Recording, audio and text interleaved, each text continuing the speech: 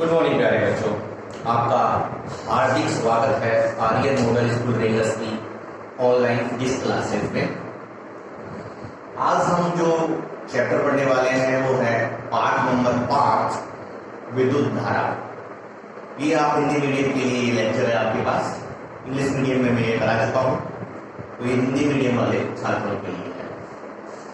तो देखिए, अब तक जो आपने 4 चैप्टर पढ़े थे, पिछले जो 4 चैप्टर पढ़े थे जिसमें विद्युत क्षेत्र था आपका, ठीक है, विभवांतर वाला चैप्टर था, संधारित्र वाला चैप्टर था, ठीक है, गाउस के नियम वाला चैप्टर था।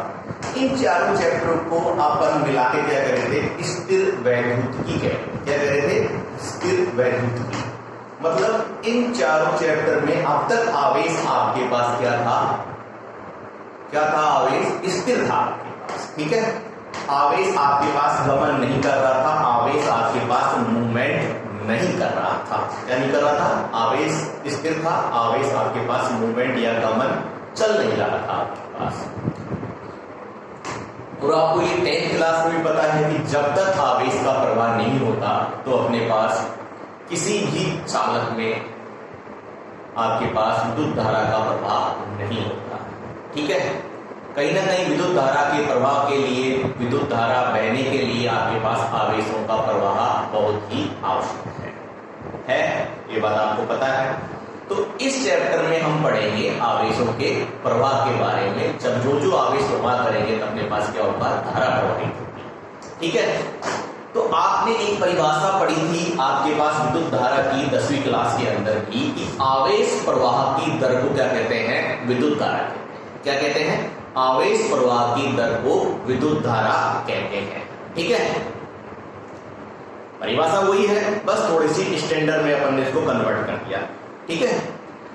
अब हम क्या बोलेंगे, किसी भी बिंदु से एकांक समय में प्रवाहित आवेश की मात्रा आपके पास क्या कहलाएगी, विद्युत धारा कहलाएगी। मैंने क्या बोला, किसी भी बिंदु से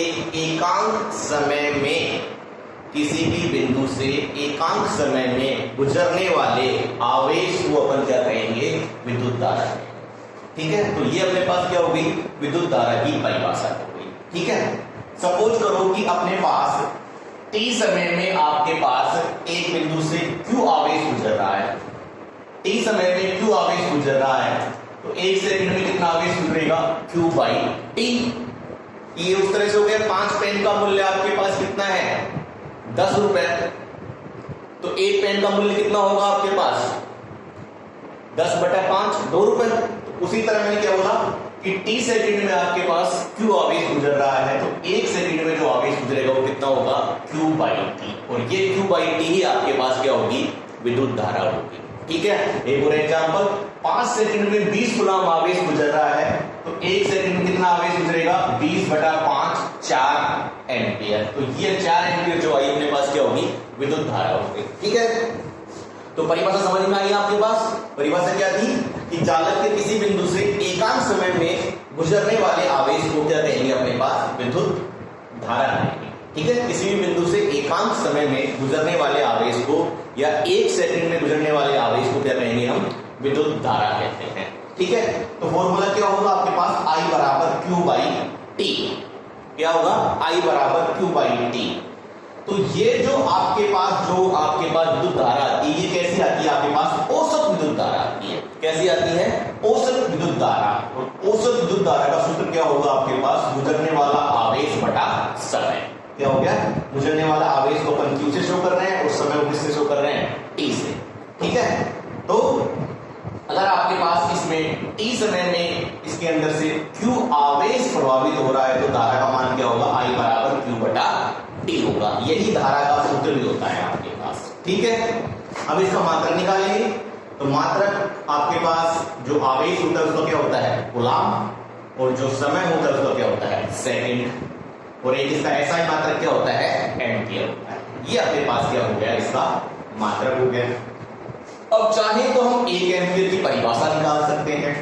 यदि Q का मान 1 कूलम कर दें और T का मान 1 सेकंड कर दें, तो I का मान कितना आ जाएगा, 1 एम्पियर आ जाएगा। मैंने क्या बोला, यदि Q का मान 1 कूलम कर दें, T का मान 1 सेकंड करते हैं, तो I का मान कितना आ जाएगा, 1 एम्पियर आ जाएगा। आ जाएगा।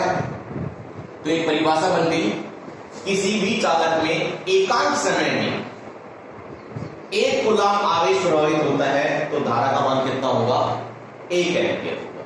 ठीक है, मैंने क्या बोला, यदि किसी भी चालक में 1 सेकंड में 1 कूलम्ब आवेश प्रवाहित होगा तो धारा का मान कितना होगा आपके पास, 1 एम्पीयर होगा। ये आपके पास कैसी परिभाषा हो गई, 1 एम्पीयर की परिभाषा हो गई। ठीक, अब अपन क्या करेंगे, ये देखो एक तरीके से आपके पास क्या है, एक कोई ना कोई अपन ने क्या ले लिया, चालक तार ले लिया। क्या ले लिया, एक चालक तार ले लिया। चालक तार होगा तो चालक में कहीं ना कहीं आपके पास बहुत सारे क्या होंगे, इलेक्ट्रॉन होंगे। ठीक है, क्या होंगे, इलेक्ट्रॉन होंगे।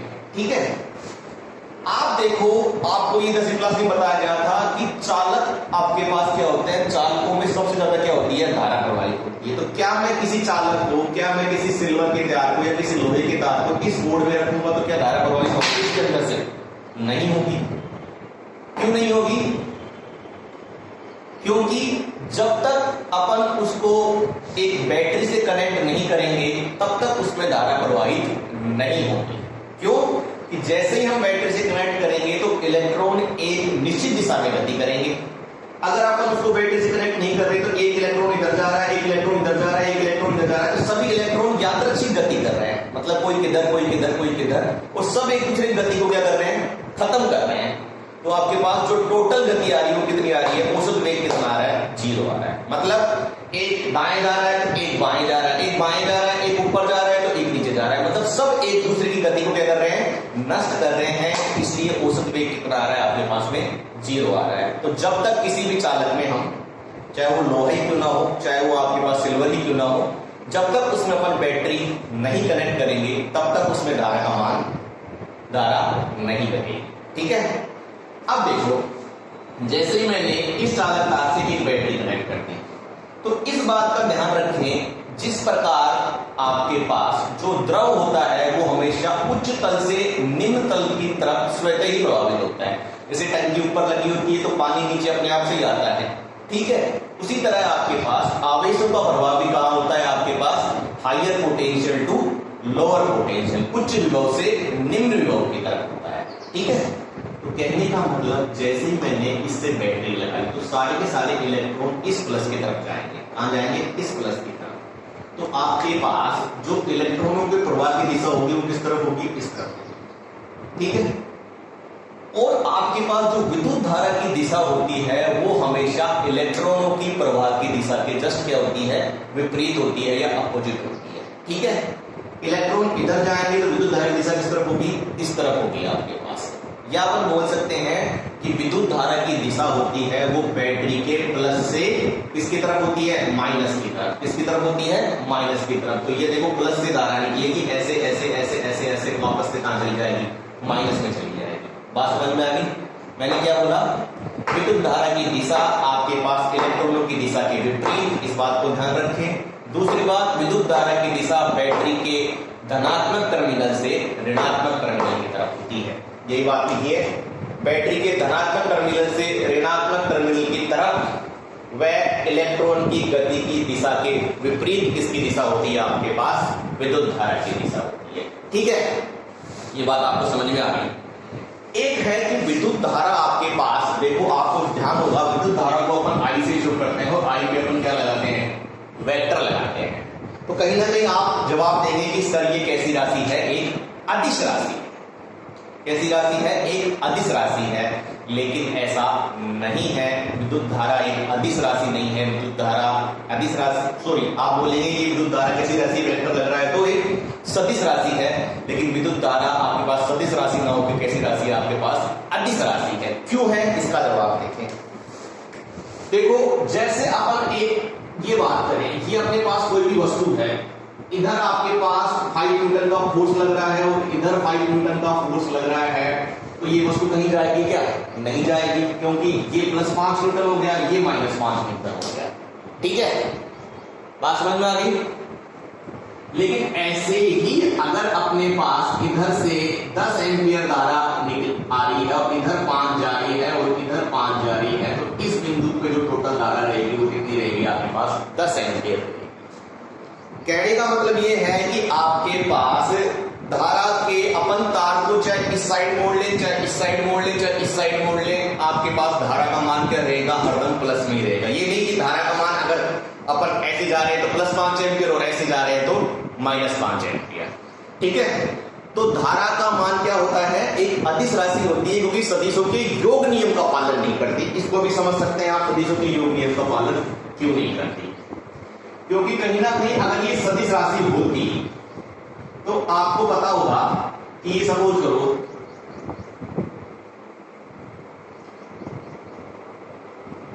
ये है और ये, इस इधर से 5 एम्पियर का करंट आ रहा है और इधर से भी 5 एम्पियर करंट आ रहा है, तो इसमें जो टोटल करंट फ्लो होगा वो कितना होगा, 10 एम्पियर का। ठीक है, अब आप इसमें देखें कि इधर से आपके पास इसके पास 5 एम्पियर आ रहा है और इधर से इसके पास कितना आ रहा है, 5 एम्पियर आ रहा है, तो भी इसमें कितना होगा, 10 एम्पियर करंट फ्लो होगा। अगर ये सदिश राशि होती तो आपको पता है कि सदिश राशि परिमाण के साथ साथ दोनों सदिशों के बीच कोण पर भी निर्भर करती है, क्योंकि आपको एक सूत्र याद होगा, जब सदिशों को परिमाण निकाल रहे थे तो अपन क्या निकाल रहे थे, R बराबर a² plus b² plus 2ab cos theta. तो कहीं ना कहीं सदिशों का परिमाण उसके दोनों सदिशों के बीच कोण पे भी निर्भर करता है, लेकिन ऐसा आपके पास विद्युत धारा के केस में नहीं होता। देखो यहाँ कोण अलग बन रहा है और यहाँ इन दो सदिशों के बीच कोण अलग बन रहा है, लेकिन फिर भी धारा का मान दोनों कंडीशन में आपके पास कितना आ रहा है, 10 एम्पियर आ रहा है। तो आपको ये बात ध्यान रखनी पड़ेगी कि विद्युत धारा कैसी राशि होती है, आपके बीच में एक अदिश राशि होती है। कैसी राशि होती है, अदिश राशि होती है। क्यों होती है, क्योंकि विद्युत धारा सदिशों के योग नियम का पालन नहीं करती है।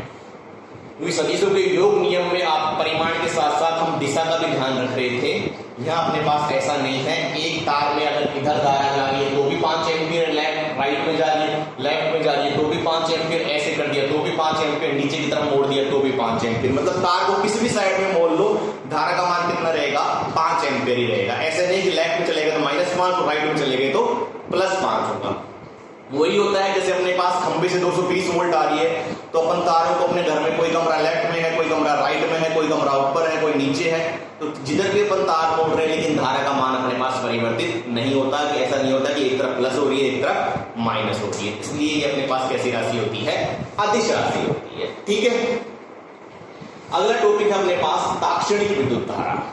अब जो पहले निकाली थी वो क्या थी, अपने पास औसत विद्युत धारा थी। औसत विद्युत धारा मतलब किसी भी चालक तार में 0 सेकंड से 5 सेकंड तक, मतलब 0 से 5 सेकंड तक टोटल कितनी धारा प्रवाहित हो रही है। जैसे 10-5 से 10 तक कितनी धारा प्रवाहित हो रही है, तो वो धारा अपने पास क्या कहला रही थी, औसत विद्युत धारा कहला रही थी। एक होती है ताक्षणिक। ताक्षणिक का मतलब किसी पर्टिकुलर इंस्टेंट पर, मतलब किसी पर्टिकुलर क्षण पर। वो क्या होगी कि t बराबर आपके पास 5 सेकंड पर। ये तो क्या थी, t बराबर 0 सेकंड से 5 सेकंड के बीच में जो धारा होगी वो क्या होगी, औसत विद्युत धारा। अपन 0 में 1 2 3 4 5 सारे जोड़ रखे हैं, तो 0 से 5 तक जो धारा होगी वो औसत विद्युत धारा होगी। लेकिन एक पर्टिकुलर t बराबर 5 सेकंड पर निकालो तो वो धारा क्या होगी, आपके पास ताक्षणिक विद्युत धारा होगी। तो ये I इंस्टेंट का मान होगा, वो क्या होता है, इसका सूत्र क्या होता है, dq/dt। क्या करेंगे हम, Q का अवकलन अपन किसके सापेक्ष कर देंगे, T के सापेक्ष कर देंगे। क्या निकालने के लिए, ताक्षणिक धारा निकालने के लिए आप जो आपके पास आवेश का अवकलन, Q का अवकलन अपन किसके सापेक्ष कर देंगे, समय के सापेक्ष कर देंगे, तो ताक्षणिक धारा मिल जाएगी। मैंने क्या बोला, औसत विद्युत धारा तो अपने पास क्या होगी, t बराबर 0 सेकंड से t बराबर 5 सेकंड तक टोटल, और अपने पास ताक्षणिक धारा क्या होगी, t बराबर 2 सेकंड पे निकालो या t बराबर 5 सेकंड में, पर्टिकुलर एक क्षण पर निकालनी है। ठीक है, जैसे एक तो 10-5 से 10-10 के बीच में टोटल धारा तो औसत विद्युत धारा होगी। ये अपन बोले 10:07 पर कितनी धारा थी, वो धारा आपके पास क्या होगी, ताक्षणिक धारा होगी। और उस ताक्षणिक धारा को निकालने के लिए हम क्या करेंगे, उस Q का समय के सापेक्ष अवकलन कर देंगे, तो अपने पास ताक्षणिक धारा आ जाएगी। ठीक है, और उसका सूत्र होता है dq/dt। ठीक, एक आपके पास जो धारा का मापन करते हैं वो हम किससे करते हैं, एमीटर से। किससे करते हैं, एमीटर से। ये धारा को मापने के लिए हम किसका यूज लेते हैं, एमीटर का यूज लेते हैं। और एमीटर को किसी भी परिपथ में हमेशा हम श्रेणी क्रम में जोड़ते हैं। इसमें जोड़ते हैं, श्रेणी क्रम में जोड़ते हैं, इस बात का ध्यान रखें। और जो आदर्श एमीटर होगा उसका प्रतिरोध कितना होगा, 0 होगा, क्योंकि जितना प्रतिरोध ज्यादा होगा उतनी ही वो धारा कम नाप पाएगा, तो जितना प्रतिरोध कम होगा उतनी अच्छी धारा माप पाएगा। तो इसलिए जो आदर्श एमीटर होगा उसका प्रतिरोध कितना होगा आपके पास में, 0 होगा। बात समझ में आई। अब एक लास्ट चीज थी जो अपने पास ये थी कि विद्युत धारा आपके पास क्या हो रही है, फ्लो क्यों हो रही है, विद्युत धारा बहने का कारण क्या है। ठीक है, विद्युत धारा बहने का कारण ये है, मैं आपको समझाना चाहूंगा कि जैसे कोई भी पदार्थ है, कोई भी पदार्थ में बहुत सारे अणु है और अणु किससे मिलके होते हैं, परमाणु से मिलके होते हैं, और परमाणु को आप आगे विभक्त नहीं कर सकते। तो एक परमाणु में आपके पास उसके मध्य में क्या होता है, एक धनात्मक नाभिक होता है, धनावेशित नाभिक होता है, और उसके चारों तरफ भिन्न भिन्न कक्षाओं में क्या लगाते रहते हैं, इलेक्ट्रॉन चक्कर लगाते रहते हैं। बात समझ में आई क्या, मैंने क्या बोला, ये क्या होता है आपके पास नाभिक होता है, ये कैसा होता है आपके पास धनावेशित, पॉजिटिवली चार्ज धनावेशित नाभिक होता है। इस धनावेशित नाभिक के चारों ओर इलेक्ट्रॉन आपके पास भिन्न भिन्न कक्षाओं में चक्कर लगाते रहते हैं। ठीक है, वो आपने केमिस्ट्री में पढ़ा होगा इस चीज को। अब आप बोलो कि ये धनावेशित है और ये इलेक्ट्रॉन कैसे है, ऋण आवेशित है, तो इन पर कहीं ना कहीं ये नाभिक क्या लगाता है, एक आकर्षण बल लगाता है, इनको अपनी तरफ खींचता है। ठीक है, तो जो फर्स्ट वाली कक्षा में जो इलेक्ट्रॉन होंगे उन पर नाभिक आकर्षण बल ज्यादा लगेगा, जो पास होगा उन पर नाभिक आकर्षण बल ज्यादा लगेगा। दूसरे वाली कक्षा में जो इलेक्ट्रॉन होंगे उन पर नाभिक आकर्षण बल कम लगेगा, और तीसरी वाली कक्षा में जो इलेक्ट्रॉन होंगे, सबसे बाह्य वाली कक्षा में इलेक्ट्रॉन होंगे, उन पर नाभिक का आकर्षण बल सबसे कम लगेगा, या बोलेंगे लगेगा ही नहीं, बहुत कम लगेगा आपके पास। तो ठीक है, तो ये इलेक्ट्रॉन जो बाह्य कक्ष में जो इलेक्ट्रॉन होते हैं ना, उन इलेक्ट्रॉनों को अपन क्या बोलते हैं, मुक्त इलेक्ट्रॉन बोलते हैं। क्या बोलते हैं, मुक्त इलेक्ट्रॉन बोलते हैं। और इन्हीं मुक्त इलेक्ट्रॉनों के कारण किसी भी चालक में धारा प्रवाहित होती है। मैंने क्या बोला, किसी भी चालक में धारा प्रवाहित किसके कारण होती है, मुक्त इलेक्ट्रॉनों के कारण, फ्री इलेक्ट्रॉनों के कारण। अब ये फ्री इलेक्ट्रॉन होते क्या है, तो मैंने क्या बताया, ये अपने पास परमाणु था, परमाणु के आपके पास मध्य में धनावेशित नाभिक हो गया, इस नाभिक के चारों तरफ भिन्न भिन्न कक्षाओं में आपके पास इलेक्ट्रॉन चक्कर लगा रहे हैं। तो पहली वाली कक्षा में जो इलेक्ट्रॉन होंगे उन पर नाभिक का आकर्षण बल कम लगेगा, ज्यादा लगेगा सबसे। दूसरी वाली कक्षा में जो इलेक्ट्रॉन जो उन पे नाभिक आकर्षण बल पहले वाली की तुलना में कम लगेगा, और सबसे जो बाह्य कक्ष के इलेक्ट्रॉन होंगे इन पे सबसे कम लगेगा। तो ये बाह्य कक्ष के जो इलेक्ट्रॉन होंगे उन इलेक्ट्रॉनों को क्या कहेंगे, अपने पास मुक्त इलेक्ट्रॉन कहेंगे। इन्हीं मुक्त इलेक्ट्रॉनों के प्रवाह के कारण आपके पास किसी भी परिपथ में धारा का प्रवाह होता है। बात समझ में आ गई, ये आप स्क्रीनशॉट ले लें। धन्यवाद। अब जो अगला टॉपिक है आपके पास में वो है क्या है, धारा घनत्व। धारा घनत्व का सूत्र होता है J बराबर I/A। ये क्या होता है, J बराबर I/A, इसका सूत्र होता है। यदि A का मान अपन 1 मीटर स्क्वायर करते हैं तो J का मान किसके बराबर हो जाएगा, I के बराबर हो जाएगा, नहीं हो जाएगा। तो इसकी परिभाषा क्या हो गई, किसी चालक के अभिलंबवत प्रति एकांक अनुप्रस्थ का क्षेत्रफल से गुजरने वाली धारा घनत्व कहलाती है। क्या कहलाती है, किसी चालक के अभिलंबवत प्रति एकांक अनुप्रस्थ का क्षेत्रफल से गुजरने वाली धारा घनत्व कहलाती है। मतलब प्रति एकांक क्षेत्रफल से जो अभिलंबत धारा गुजरेगी वो धारा आपके पास क्या कहलाएगी, धारा घनत्व कहलाएगी। फॉर्मूला क्या होगा, J बराबर I/A। ये जो अपन A लेंगे वो अपन जो A का वो घटक लेंगे जो अपने पास किसकी दिशा में होगा, धारा की दिशा में होगा। किसकी दिशा में होगा, धारा की दिशा में। देखो ये इस तरह से अपने पास कोई भी एक चालक है, तो इस चालक सपोज करो ये अपने पास चालक है, तो आपको पता है चालक में से उसके अंदर उसका अनुप्रस्थ जो आपके पास एरिया वेक्टर होता है, जो आपके पास एरिया वेक्टर होता है, क्षेत्रफल घटक होता है, वो क्या निकलता है उससे बिल्कुल अभिलंबत। तो इस तरह से इसके अंदर आपके सपोज करो ये अपने पास क्या निकल रही है, विद्युत क्षेत्र रेखाएं निकल रही है, और ऐसे ही इसी दिशा में आपके पास क्या है, इसका क्षेत्रफल सदिश है। ठीक है, तो क्षेत्रफल सदिश है, ठीक। तो इस दिशा में तो आपके पास क्या होगा, J बराबर I/A। ठीक है, और I/A इसको अपन क्या लेते हैं, cos थीटा लेते हैं। मूल्य जो सूत्र होता है वो क्या होता है, अपॉन ए कोस थीटा। तो इस दिशा में आपके पास विद्युत धारा किस दिशा में है और एरिया किस दिशा में है, तो क्या हो जाएगा आपके पास आई अपॉन में ए कोस 0। तो ये सूत्र क्या आ जाएगा आई बटा ए। बात समझ में आई ना। मैंने क्या बोलते हैं परिभाषा ये बोली थी कि किसी चालक के अभिलंबत प्रति एकांक अनुप्रस्थ काट क्षेत्रफल से गुजरने वाली धारा घनत्व कहलाती है। ठीक है, जो धारा कैसे गुजरे उसके अभिलंबत गुजरे। ठीक है, सूत्र क्या बताया जे बराबर आई ए कोस थीटा। तो इस दिशा में आपके पास जो धारा है और जो क्षेत्र सदिश है उसके बीच में कोण 0 है, तो सूत्र क्या बन गया जे बराबर आई। अब आप क्या किया कि इस समय तो ये पूरा आपके पास चालक ऐसे रखा था, अब चालक को थोड़ा सा हमने घुमा दिया, ऐसे घुमा दिया। तो अब आपके पास देखो करंट तो इधर की तरफ ऐसे जा रहा है। ठीक है, अब जो इसका एरिया वेक्टर होगा तो बिल्कुल इससे अभिलंबत ही देगा। एरिया वेक्टर कहीं ना कहीं करंट से कितना कोण बना रहा है, थीटा कोण बना रहा है। अब थीटा कोण बना रहा है, इसके दो घटक लेंगे तो ये वाला घटक तो क्या हो जाएगा a sin थीटा और ये वाला घटक क्या हो जाएगा a cos थीटा। ठीक है, तो कौन सा घटक लेंगे जो अभिलंबत गुजर रहा हो या फिर जो करंट की डायरेक्शन में हो। I भी इधर है और a cos थीटा भी इधर है, तो ये दोनों की दिशा क्या है आपके पास समान है। तो इस कंडीशन में आपके पास क्या बन जाएगा j बराबर i a cos थीटा। क्या बन जाएगा j बराबर i a cos थीटा। ठीक है, अब आई का मान निकाले तो क्या हो जाएगा जे ए कोस थीटा। जब भी कोस थीटा हटाएंगे तो क्या आ जाएगा डॉट आ जाएगा जे डॉट ए। तो कहीं ना कहीं आपके पास ये धारा घनत्व होती है वो कैसी राशि है सदिश राशि है। इस बात का ध्यान रखिए, धारा घनत्व कैसी राशि है सदिश राशि है। इसका मात्रक क्या होगा आपके पास एम्पियर बटा मीटर स्क्वायर। आई का एम्पियर, ए का क्या होगा मीटर स्क्वायर आपके पास। ठीक है, बी में सूत्र निकालेंगे तो ये क्या होगा आपके पास एरिया है तो आपके पास क्या होगा एरिया का तो कितना हो जाएगा सॉरी एम्पियर है तो एम्पियर का तो ए और मीटर स्क्वायर कितना एल स्क्वायर, तो क्या हो जाएगा ए एल माइनस। ये इसका क्या हो जाएगा बी में सूत्र हो जाएगा। ठीक है, क्या बताया मैंने किसी चालक के अभिलंबत प्रति एकांक क्षेत्रफल से गुजरने वाली धारा अपने पास क्या कहलाती है धारा घनत्व कहलाती है। सूत्र क्या होगा जे बराबर आई अपॉन ए। ठीक है, ए का कौन सा घटक लेंगे जो धारा की दिशा में होगा।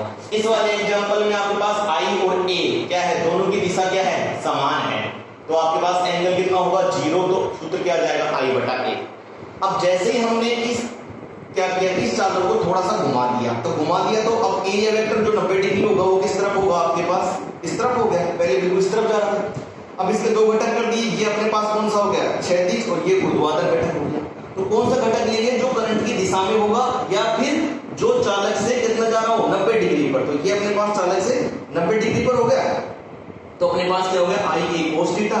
तो कहीं ना कहीं आपके पास जे कैसा हो गया एक सदिश राशि हो गई। एग्जाम में आपको ध्यान रखना है कि जे की परिभाषा क्या होती है और जे कैसी राशि होती है और जे का मात्रक क्या होता है और जे का विमा क्या होती है। तो जे बराबर आई अपॉन ए, मात्रक क्या होगा एम्पियर मीटर स्क्वायर। ठीक है, बात समझ में आ रही है ना। और बी में सूत्र क्या होगा एल ए माइनस 2।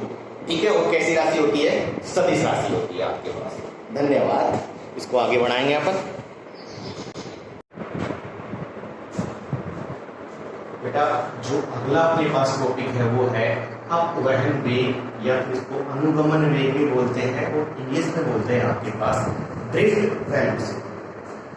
अब देखो जैसे मैंने क्या बताया था कि ये आपके पास अगर एक लोहे का वायर है तो अगर ये इस बोर्ड पे रखा है तो क्या इसमें करंट फ्लो होगा, क्या इसमें धारा प्रवाहित होगी।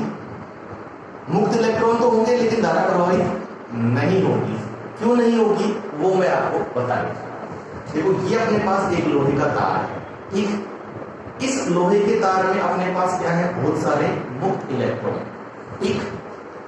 अब इसके अंदर कमरे के ताप पर जो लगभग 27 डिग्री सेंटीग्रेड तक है, कमरे के ताप पर ये इलेक्ट्रॉन क्या करना चालू करते हैं मूवमेंट करना चालू करते हैं। क्या करना चालू करते हैं मूवमेंट करना चालू करते हैं। लेकिन ये इलेक्ट्रॉन कमरे के ताप पर अनियमित गति करते हैं। कैसी गति करते हैं अनियमित गति करते हैं। तो ये इलेक्ट्रॉन ये वाला ऊपर जा रहा है तो ये वाला नीचे जा रहा है, ये वाला इधर जा रहा है तो ये वाला इधर जा रहा है, ये वाला इधर जा रहा है तो ये वाला इधर जा रहा है। तो मतलब इनकी गति कैसी होती है यादृच्छिक होती है। मतलब कोई गति फिक्स नहीं होती एक दिशा में, तो कोई किधर जा रहा है कोई किधर जा रहा है, गति कैसी होती है, यादृच्छिक होती है या फिर कैसी होती है, अनियमित गति होती है। देखो इस तरह से एक इधर फिर इधर मतलब जेड की तरह गति होती है आपके पास। कब? कमरे के तार पर। जब अपन क्या नहीं लगा रहे, इससे कोई भी बैटरी नहीं लगा रहे, ये आपके पास तार पर रखा है, बोर्ड पे रखा है। मैंने क्या बोला कि जब ये तार बोर्ड पे रखा है तो भी इसके अंदर मुक्त इलेक्ट्रॉन है, लेकिन अब धारा प्रवाहित हो रही है किसके अंदर? नहीं हो रही। क्यों नहीं हो रही? कि इस समय जो इसके इलेक्ट्रॉन है कमरे के तार पर, वो कैसी गति कर रहे हैं? अनियमित गति कर रहे हैं। कैसी गति कर रहे हैं? अनियमित गति कर रहे हैं। मतलब कोई किधर कर रहा है, कोई गति किधर कर रहा है, कोई किधर कर रहा है, सब एक दूसरे की गति को क्या कर रहे हैं? कैंसिल कर रहे हैं। क्या कर रहे हैं? एक दूसरे की गति को खत्म कर रहे हैं। तो आपके पास इसकी जो आपके पास इसका जो औसत वेग आ रहा है वो कितना आ रहा है? 0, जिसको अपन यू एवरेज से शो कर रहे हैं 0। जब अपन बैटरी नहीं लगा रहे तो इलेक्ट्रॉन अनियमित गति कर रहे हैं। अनियमित गति करने के कारण वो एक दूसरे के मोशन को क्या कर रहे हैं? खत्म कर रहे हैं। इसलिए जो औसत वेग आ रहा है वो कितना आ रहा है? 0 आ रहा है। बात समझ में आ गई?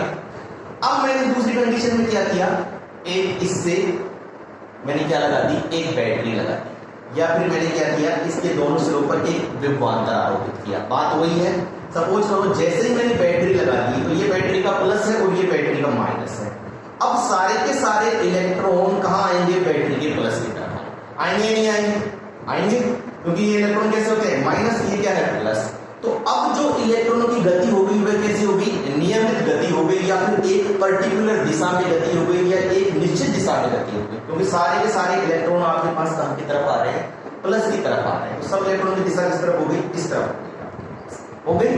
और ये इलेक्ट्रॉन की दिशा किसके विपरीत होगी आपके पास? इलेक्ट्रिक फील्ड आपके पास कहां से कहां होगा? विद्युत क्षेत्र प्लस से माइनस की तरफ, और इलेक्ट्रॉन कहां जा रहे हैं आपके पास? माइनस से प्लस की तरफ। ये मैंने पहले बता दिया था कि जो इलेक्ट्रॉन की गति होती है विद्युत क्षेत्र के विपरीत दिशा में होती है। अगर यहाँ प्लस आवेश हो तो उसके विद्युत क्षेत्र की दिशा में होती है। तो इलेक्ट्रॉन कहां जा रहे हैं? विद्युत क्षेत्र की विपरीत दिशा में जा रहे हैं। नहीं जा रहे?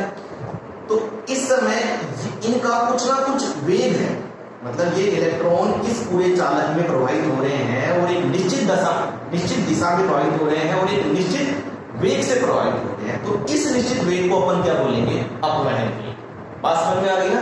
कि जैसे ही मैंने बैटरी लगाई तो सारे के सारे इलेक्ट्रॉन बैटरी के प्लस की तरफ एक निश्चित दिशा में एक निश्चित वेग से गति कर रहे हैं। उस निश्चित वेग को अपन क्या बोलेंगे? अपवहन वेग बोलेंगे। और ये वेग कब आ रहा है? जब अपन क्या कर रहे हैं? विद्युत क्षेत्र आरोपित कर रहे हैं। तो परिभाषा क्या हो गई? बाहरी विद्युत क्षेत्र की उपस्थिति में चालक के इलेक्ट्रॉन जिस औसत वेग से गति करते हैं अपवहन वेग कहलाता है। ठीक है, मैंने क्या बोला? बाहरी विद्युत क्षेत्र आरोपित करने पर ये इलेक्ट्रॉन एक निश्चित दिशा में गति कर रहे हैं। तो इस निश्चित दिशा में गति करते समय इन इलेक्ट्रॉनों का जो औसत वेग होगा वो आपके पास क्या कहलाएगा? अपवहन वेग कहलाएगा। बात समझ में आ गई? ठीक है। अब जो Vd जो अपवहन वेग होगा उसको अपन किससे शो करेंगे? Vd से शो करेंगे। किससे शो करेंगे? Vd से। डी और ड्रिफ्ट वेलोसिटी। ठीक है। अब ये इलेक्ट्रॉन कहीं ना कहीं गति कर रहे हैं, तो ये इलेक्ट्रॉन गति करते समय एक दूसरे से टकराएंगे। उसको टकराएंगे जब भी तो आपके पास ये कोई इलेक्ट्रॉन तेजी से कर रहा होगा, कोई इलेक्ट्रॉन ये इलेक्ट्रॉन पीछे, ये इलेक्ट्रॉन आगे, तो कहीं ना कहीं आपस में टकराएंगे इलेक्ट्रॉन। तो जो एक होगा विश्रांति काल। तो विश्रांति काल क्या होगा कि दो क्रमागत टक्करों के मध्य लगा समय अंतराल। ठीक है, मतलब एक इसने इससे टक्कर की, फिर इसने इससे टक्कर की, तो इन दो टक्करों के मध्य जो आपके पास समय अंतराल लगेगा वो आपके पास क्या कहलाएगा? विश्रांति काल। क्या? दो क्रमागत टक्करों के मध्य लगा समय आपके पास क्या कहलाएगा? विश्रांति काल कहलाएगा। दो क्रमागत टक्करों के मध्य लगा समय विश्रांति काल कहलाता है। ठीक है।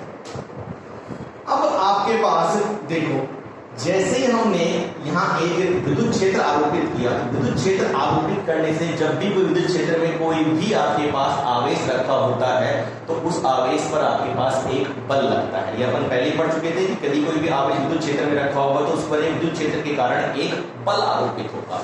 वो बल आरोपित होगा F बराबर QE।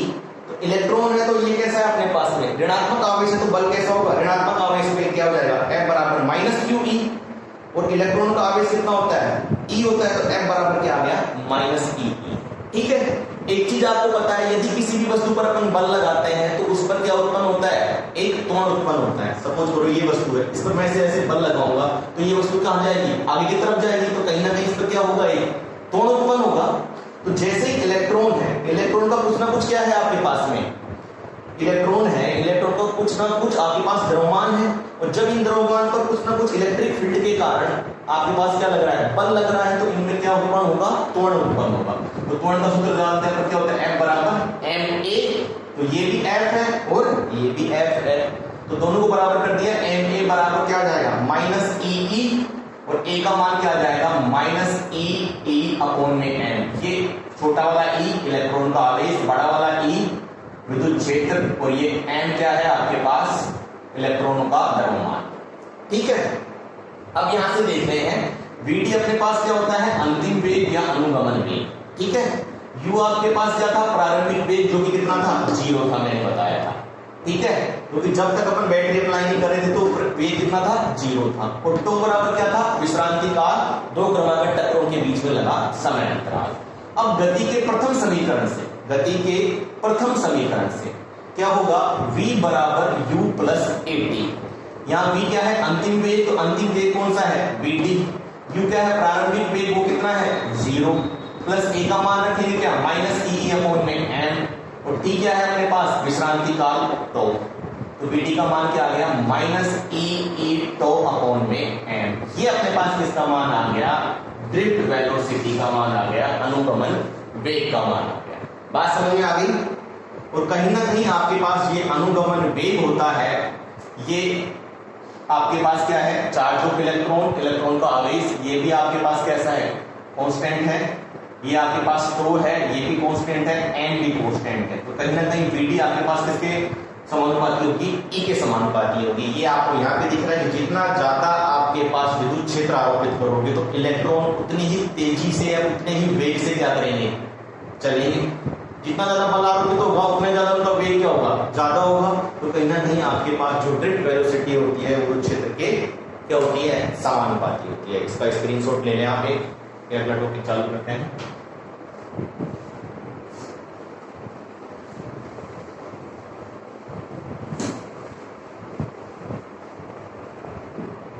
अगला जो टॉपिक है आपके बीच में वो है गतिशीलता।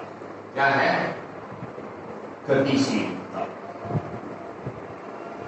जिसको इंग्लिश में बोलते हैं मोबिलिटी। क्या बोलते हैं, मोबिलिटी। मोबिलिटी मतलब एबिलिटी टू मूव। ठीक है, साफ लिख रहा है, मोबिलिटी किसे बनाता है, एबिलिटी टू मूव। तो मोबिलिटी क्या होती है, गतिशीलता क्या होती है, गति करने की क्षमता। क्या होती है, गति करने की क्षमता आपके पास क्या कहलाती है, इलेक्ट्रॉनों के गति करने की क्षमता आपके पास क्या कहलाती है, गतिशीलता कहलाती है। ठीक है, अब आप देखिए मैंने अभी बताया था कि इलेक्ट्रॉनों की गतिशीलता किस पर निर्भर कर रही है आपके पास, कहीं ना कहीं जितना ज्यादा अपन विद्युत क्षेत्र आरोपित कर रहे थे उतनी ही तेजी से इलेक्ट्रॉन क्या करेंगे, गति करेंगे। तो कहीं ना कहीं जो इलेक्ट्रॉनों की गतिशीलता है वो vd है, वो किस पर निर्भर कर रहा था, आपके पास इलेक्ट्रिक फील्ड पर निर्भर कर रहा था या नहीं कर रहा था। vd समानुपाती किसके था, E के। जब भी समानुपाती पर टाइम तो क्या आएगा, एक कांस्टेंट, तो vd बराबर म्यू E आ गया आपके पास। और ये म्यू ही आपके पास क्या है, गतिशीलता है। क्या है, गतिशीलता। ये म्यू किसको शो कर रहा है, आपके पास गतिशीलता को शो कर रहा है। और म्यू का मान आपके पास क्या होगा, vd अपॉन में E। क्या होगा, vd अपॉन में E। ठीक है, क्या होगा, vd अपॉन में E। ठीक, अब vd का मान अपन ने क्या पढ़ा था, आप देखें vd का मान क्या पढ़ा था अपन ने, याद करें तो अपन ने पढ़ा था माइनस ई τ अपॉन में m। ठीक है, और अपॉन में क्या आ जाएगा, E, तो E से E कट जाएगा, तो कहीं ना कहीं म्यू का मान होगा माइनस ई τ अपॉन में m। ये आपके पास किसका मान आएगा, गतिशीलता का मान आएगा। किसका मान आ जाएगा, ई τ अपॉन में m। ध्यान रखें, अब अपन चाहें तो गतिशीलता का मात्रक निकाल सकते हैं। गतिशीलता का मात्रक आपके पास क्या होगा, म्यू का मात्रक क्या होगा, देखो ये क्या है आपके पास में, वेग है, वेग का मात्रक क्या होगा, मीटर बटा सेकंड। ये क्या है, इलेक्ट्रिक फील्ड है। इलेक्ट्रिक फील्ड का मतलब क्या होता है, F upon Q not, Newton upon में कूलम्ब। तो क्या हो जाएगा, न्यूटन अपॉन में कूलम्ब। ठीक है, ये आपके पास क्या हो जाएगा, इसका मात्रक हो जाएगा।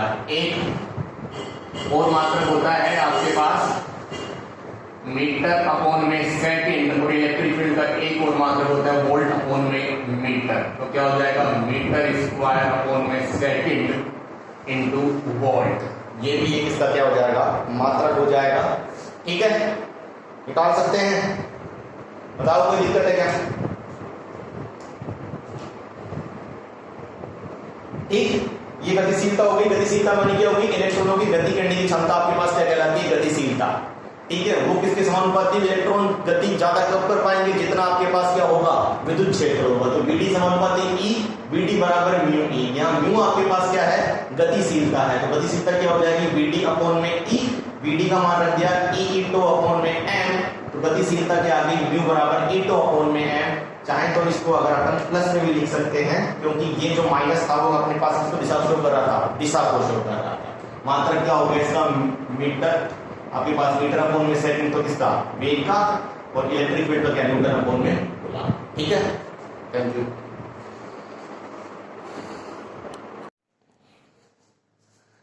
प्यारे बच्चों, जो अगला टॉपिक है वो है आपके पास अपवहन वेग व विद्युत धारा में संबंध। कहीं ना कहीं अपवहन वेग, ड्रिफ्ट वेलोसिटी vd व विद्युत धारा I में अपने को संबंध लेना है। इसके लिए हमने क्या लिया कि सबसे पहले हमने एक चालक ले लिया। ठीक है, अब इस चालक को हमने इस बैटरी से कनेक्ट किया, प्लस और माइनस एक बैटरी से कनेक्ट किया। जैसे ही बैटरी से कनेक्ट किया तो सारे के सारे इलेक्ट्रॉन आपके पास अपवहन वेग से किसकी तरफ आएंगे, प्लस की तरफ आएंगे।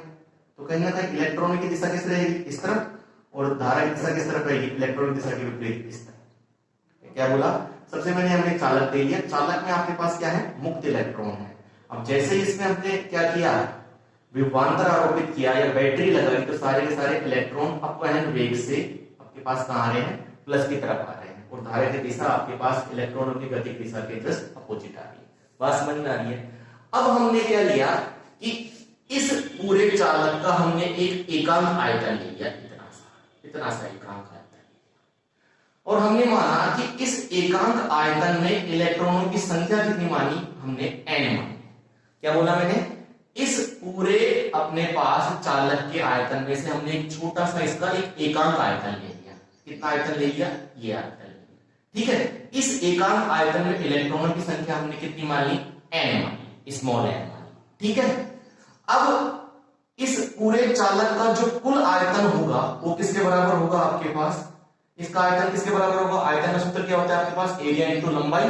तो इसका एरिया तो क्या माना मैंने, इसका अनुप्रस्थ काट क्षेत्रफल एरिया वो तो a है, और लंबाई क्या है आपके पास इसकी l। क्या है, इस चालक की लंबाई a है और अनुप्रस्थ काट क्षेत्रफल क्या है इसका a है। ठीक है, तो चालक का आयतन कितना होगा आपके पास, जब चालक के अनुप्रस्थ काट क्षेत्रफल को उसकी लंबाई से गुणा करते हैं तो अपने पास क्या आता है, आयतन। तो चालक का आयतन कितना हो गया, AL हो गया आपके पास। ठीक है, अब जब एकांक आयतन में इलेक्ट्रॉनों की संख्या कितनी है, n है, तो संपूर्ण आयतन में इलेक्ट्रॉनों की संख्या कितनी होगी, जो एकांक आयतन में इलेक्ट्रॉनों की संख्या है उसको संपूर्ण आयतन से गुणा कर दो, मतलब n को किससे गुणा कर दो, n को AL से गुणा कर दो, तो n AL आ गई। तो इस बात को दोबारा समझो, मैंने क्या बोला, सबसे पहले ये चालक लिया हमने, चालक की लंबाई L और एरिया क्या है, A है आपके पास। ठीक है, जब हमने इसको बैटरी से कनेक्ट किया तो इलेक्ट्रॉन आपके पास सारे vd वेग से कहां आएंगे, प्लस की तरफ आएंगे, और धारा की दिशा इलेक्ट्रॉनों की दिशा के जस्ट अपोजिट साइड है। अब क्या बोला कि मैंने इसका एकांक आयतन लिया, ये वाला आयतन मैंने क्या मान लिया, इसका एकांक आयतन मान लिया। अब इस एकांक आयतन में मुक्त इलेक्ट्रॉनों की संख्या कितनी मान ली मैंने, स्मॉल n मान ली। ठीक है, अब इस पूरे चालक का आयतन क्या होगा आपके पास, कुल आयतन कितना होगा, आयतन किसके बराबर होता है, इसकी लंबाई, और इसको एरिया में करते हैं अपन, गुणा करते हैं। तो एरिया तो क्या है इसका a और लंबाई क्या है l, तो इसको गुणा करते हैं तो अपने पास क्या आ जाएगा, इसका आयतन आ जाएगा। तो चालक का आयतन कितना आ गया, a इंटू l। अब देखो, जब एकांक आयतन में इलेक्ट्रॉनों की संख्या कितनी है, n है, तो संपूर्ण आयतन में इलेक्ट्रॉन की संख्या कितनी होगी, जो एकांक आयतन में इलेक्ट्रॉन की संख्या उसको संपूर्ण आयतन से गुणा कर दो। तो एकांक आयतन में इलेक्ट्रॉन संख्या n थी, संपूर्ण आयतन कितना था, Al था, तो NaL आपके पास किसके बराबर हो गया, इसके कुल आयतन में या संपूर्ण आयतन में इलेक्ट्रॉनों की संख्या। इसको अपन ने किससे लिख लिया, कैपिटल N से लिख लिया। ठीक है, बात समझ में आ गई। तो कहीं ना कहीं अपने को क्या निकालना है, कुल आवेश निकालना है। तो आवेश का अपन ने एक सूत्र पढ़ा है, Q बराबर Ne। ठीक है, तो यह संपूर्ण आयतन में निकालना है, तो अपन ने क्या लिया, कैपिटल N लिया। तो Q बराबर क्या हो गया, कैपिटल Ne। इस n की वैल्यू क्या रखी है अपन ने, NaL, और E से मल्टीप्लाई हो गया, तो Q का मान क्या हो गया, NaLe। ये अपने पास इस दिए गए आयतन में कुल आवेश का मान आ गया कितना, NaLe। बात समझ में आ गई। अब हमें क्या निकालना है, कहीं ना कहीं हमें क्या निकालना था, करंट निकालना था। तो अब करंट का फॉर्मूला क्या होता है, धारा का I बराबर Q/T। तो हमने कुल आवेश को निकाल लिया, अब क्या चाहिए हमें, समय चाहिए। ठीक है, अब सपोज करो कोई इलेक्ट्रॉन इस Q एंड पे है और इसको P एंड पे जाना है, तो इस इलेक्ट्रॉन को Q एंड से P एंड पर जाने में कितना समय लगेगा, वो समय याद कर लें आप। ठीक है, Q एंड से P एंड तक जाने में लगा समय याद कर लें। देखो आपको पता है वेग बराबर क्या होता है, दूरी बटा समय। तो वेग किस वेग से जा रहे हैं, ये vd वेग से जा रहे हैं। कितनी दूरी तय कर रहे हैं, Q से लेकर P तक की दूरी कितनी है, L दूरी तय कर रहे हैं। और कितने समय में कर रहे हैं, वो अपन ने कितना मान लिया, T समय में कर रहे हैं। बात समझ में आई। मैंने क्या बोला, Q को, इलेक्ट्रॉनों को Q से P तक जाने में लगा समय याद कर रहे हैं। तो हम पहले जानते हैं वेग का सूत्र क्या होता है, वेग बराबर दूरी बटा समय। तो दूरी कितनी है Q से P के बीच में, L, और समय कितना मान लिया अपन ने, T। अब ये T का मान याद करना है, तो T बराबर क्या हो जाएगा, L/Vd। ये T का मान कितना आ गया, L/Vd आ गया। बात समझ में आ गई। अब क्या निकालना है हमें, करंट निकालना। करंट का फॉर्मूला I बराबर Q/T। Q का मान अपने पास क्या आया था, ये आया था NaLe बटा T का मान कितना रख दिया, L/Vd। L से L कट गया और ये Vd कहां चला गया, ऊपर चला गया। तो I का मान क्या आ गया, NeaVd। अब ये N भी कांस्टेंट है, E भी कांस्टेंट है और A भी कांस्टेंट है। भाई दिए गए किसी चालक कार की बात करें तो उसके एकांक आयतन में मुक्त इलेक्ट्रॉन की संख्या में कितनी होगी, कांस्टेंट होगी। और E तो आपके पास चार्ज ऑफ इलेक्ट्रॉन तो कांस्टेंट रहेगा और इसका एरिया भी कांस्टेंट रहेगा। तो कहीं ना कहीं I किसके समानुपाती हो गया, Vd के। ठीक है, तो जितना ज्यादा ड्रिफ्ट वेलोसिटी होगी, अपवहन वेग होगा, उतना ही ज्यादा क्या होगा अपने पास में, करंट होगा। ठीक है, अब दूसरा संबंध है अपवहन वेग व विभवांतर में संबंध। इसमें अपवहन वेग व विभवांतर में संबंध। ठीक है, देखो हमने थर्ड चैप्टर में पढ़ा था आपके पास एक V बराबर E इंटू डी, ये पढ़ा था ना। V क्या है आपके पास में, पोटेंशियल डिफरेंस, विभवांतर E क्या था, विद्युत क्षेत्र, और D क्या था, दूरी। तो यहां तो D नहीं है तो अपन ने क्या लिया है, L लिया। चाहे L ले लो चाहे D ले लो। तो कहीं ना कहीं V बराबर क्या हो गया, E इंटू L। अब यहां से E का मान निकालेंगे क्या हो जाएगा, V बटा L। बात समझ में आ गई। Vd आपके पास क्या होता है, अभी पढ़ा था अपन ने अपवहन वेग का सूत्र E टो अपॉन में m, E टो अपॉन में m। यहां E का मान रख दिया क्या, E टो अपॉन में m कैसे कैसे, और E का मान क्या रख दिया अपन ने, V अपॉन में L। तो अब आप देखो E भी कांस्टेंट है, टो भी कांस्टेंट है, m भी कांस्टेंट है और L भी कांस्टेंट है। क्योंकि ये क्या है, चार्ज ऑफ इलेक्ट्रॉन, तो आपके पास क्या है, विश्रांति काल, m क्या है आपका द्रव्यमान इलेक्ट्रॉनों का, और L क्या है चालक की लंबाई। ये सब कांस्टेंट है। तो कहीं ना कहीं Vd भी किसके समानुपाती आ जाएगा, V के। ये Vd किसको शो कर रहा है, ड्रिफ्ट वेलोसिटी, वेग को, और ये V किसको शो कर रहा है, विभवांतर को। तो जितना ज्यादा आप विभवांतर आरोपित करोगे उतनी ही ज्यादा आपके पास क्या होगी, अपवहन वेग होगा। ये तो बताया था, जितना ज्यादा आपके 6 वोल्ट की बैटरी लगाओगे तो ड्रिफ्ट वेलोसिटी कम होगी, और 20 वोल्ट की बैटरी लगाओगे तो ड्रिफ्ट वेलोसिटी ज्यादा होगी। ये आपके पास किससे संबंध आ गया, अपवहन वेग और विभवांतर में संबंध आ गया। ठीक है, बात समझ में आ गई। ओके।